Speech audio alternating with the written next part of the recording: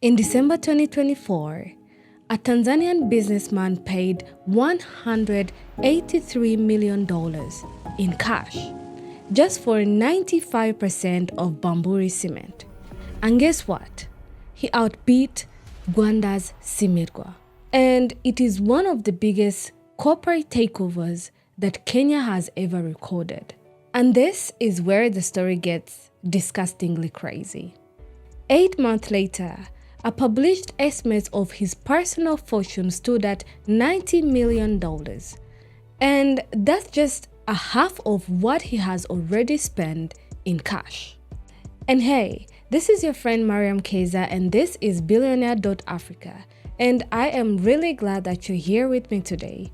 Today we're going to look at the story that sits at the intersection of wealth, power, and businesses in Africa. Because whenever you follow money, you don't just get to know how people become wealthy. You get to know how they think, how they build, and sometimes what the numbers fail to show you. So let's get into it.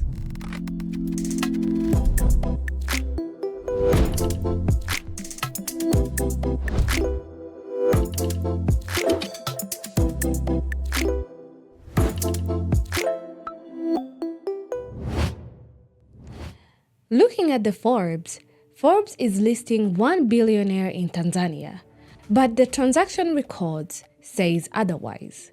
So I have said it before, to understand this gap, you have to understand how wealth ranking in Africa actually works. Because here is the thing. Compilers price what they can see. If your money is in listed shares, anyone can just multiply the price by the numbers of shares and get the figures. And it actually takes like seconds. But private companies do not work like that.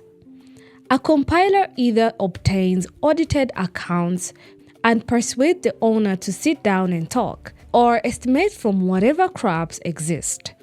Tanzania offers very little of the first two. The Dar es Salaam Stock Exchange lists few of the country's largest private groups. Company registry data is very thin, and neither Forbes or Bloomberg keeps a serious wealth tracking capacity in East Africa. They both concentrate their people in the United States, Europe, and Asia, and cover African fortune mainly through South Africa and Nigeria. So a Tanzanian conglomerate that publishes nothing and grants no interviews, produces no data at all. Its owner is not disputed. He's just simply absent. Now, let's start with the man who is on the list. Mohammed Dewji is valued by Forbes at $2.1 billion, ranked number 14th in Africa. And he is the only Tanzanian on it. MTL Group was founded by his father in 1970s as a trading business, and now it runs across 10 to 11 African countries, providing textiles, flour milling, beverages, edible soils, agriculture, real estate, finance, and logistics. And Dewji has said publicly that it employs more than 24,000 people and turns over more than $2 billion a year and accounts for over 3% of Tanzania's entire economy. And here is what separates him from the other three. First, he engages. Second, he gives the interviews to the international outlets. Third, he discussed his company's finances. And he signed the giving pledge and committing at least half of his wealth to philanthropy. Like he actually makes himself available to the people who compile these lists.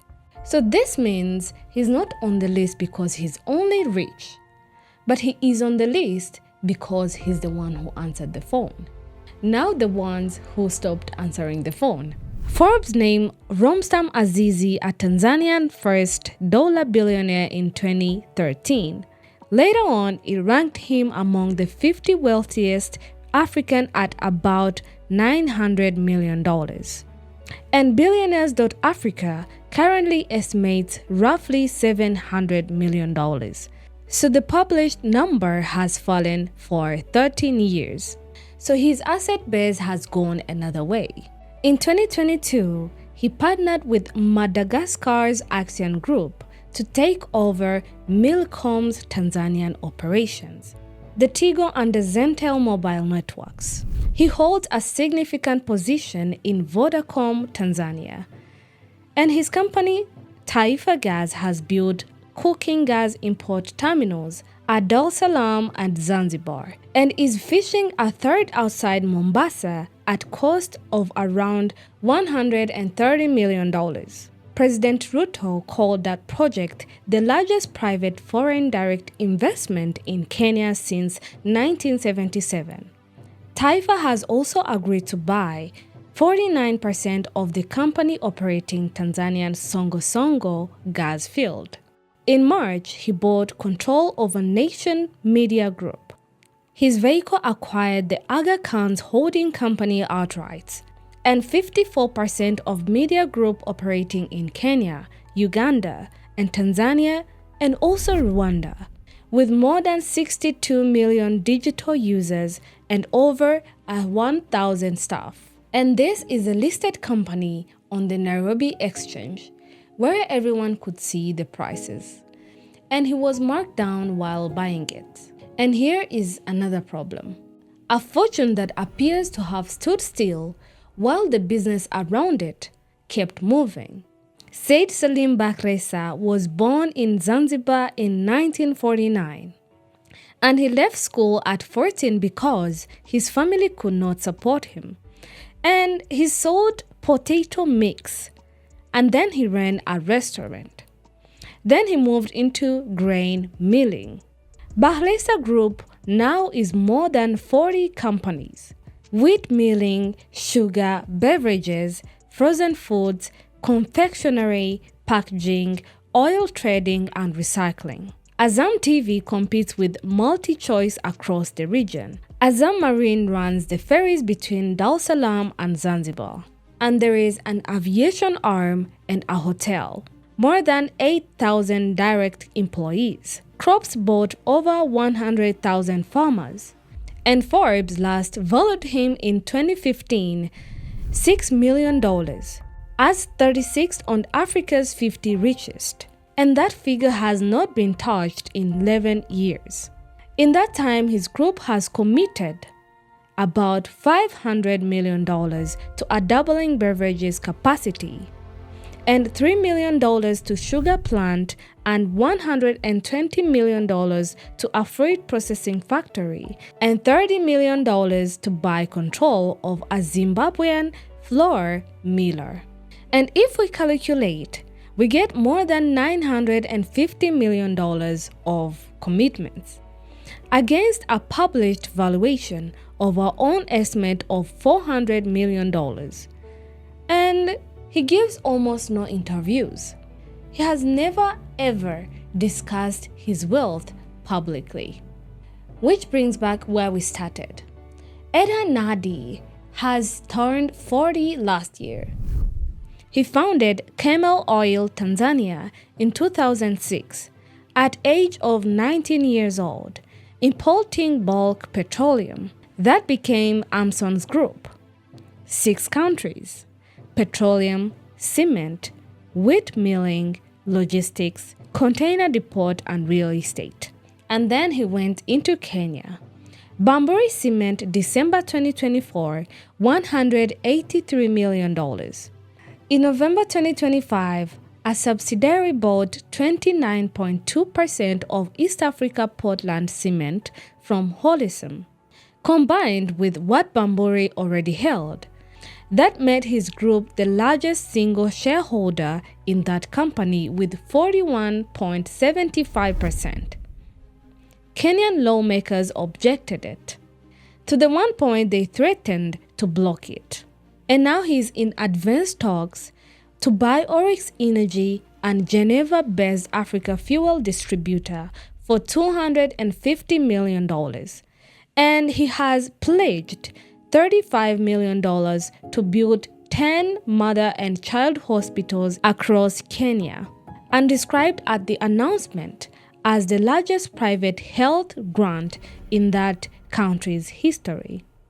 For commitment, roughly $474 million since December 2024. He told the Business Daily that his accounts of fortunes are exaggerated, and he blushed off the tycoon labor entirely. And now here is the part most videos will skip. None of this provides an exact or a specific net worth. These are the private conglomerate borrow. An acquisition financed largely with debt does not mean the buyer holds equivalent equity. Neither Amson's nor Bakhresa publishes accounts. Taifa is just an opaque. It is entirely possible to complete a $183 million purchase while being worth considerably less than that. So we're not telling you these men are billionaires. We cannot know that, and neither can anyone else. So what the record does not establish is narrower and more damning. The published estimates are not delivered from the transactions at all. Nandi was valued at $90 million 8 months after Bamburi. Bakhresa has sat unchanged since 2015, through a period in which his group committed close to $1 billion to a new plant. Azizi was marked down while taking control of a listed company. The numbers and the deals are not talking to each other. Tanzania spent its first 20 years after the independence under Julius Nyerere's Ujamaa policy, which nationalized most large enterprises and actively discouraged private accumulations. Liberalization only began in the mid of 1980s. The fortune built since have had about 40 years to compound inside companies that report to nobody. Discretion was not a preference.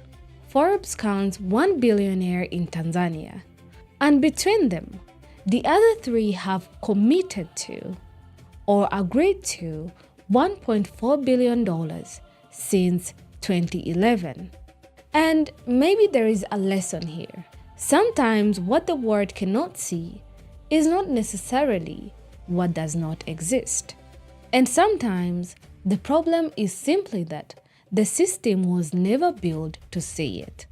So, which system do you prefer? A private one or a public one? If you have enjoyed this, make sure you like, share, and subscribe. I'll see you in the next one.